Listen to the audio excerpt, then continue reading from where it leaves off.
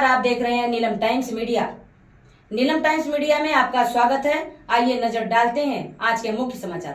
श्री संकट मोचन हनुमान मंदिर में हर्षोल्लास के साथ मनाया गया श्री हनुमान जयंती उत्सव। बता दें, हर वर्ष की तरह इस वर्ष भी अंजूर फाटा मेघधारा स्थित विश्वपाल पांडे की अध्यक्षता में श्री संकट मोचन मंदिर में मनाया गया श्री हनुमान जन्मोत्सव, जिसमें अखंड हरि पाठ, आरती, हवन आदि कार्यक्रम के साथ साथ महाप्रसाद भंडारे का भी आयोजन किया गया, जिसका हजारों भक्तों ने लाभ लिया। कार्यक्रम को सफल बनाने में इस कमेटी के सभी पदाधिकारियों ने विशेष मेहनत किया। अधिक जानकारी देते हुए विश्वपाल पांडे ने क्या कहा, आइए देखते हैं।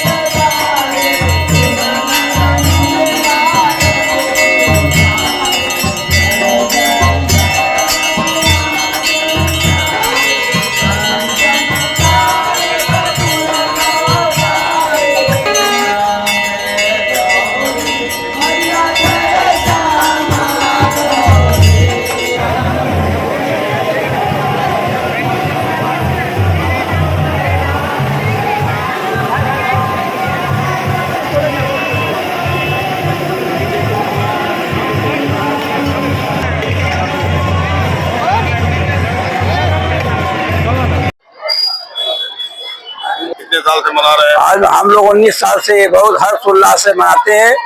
बहुत ही हम लोग को खुशी होती है अपने सभी भक्तों का खाना खिला करके, उनको भक्ति का कार्यक्रम सुना करके बहुत अच्छा लगता है हम लोगों को।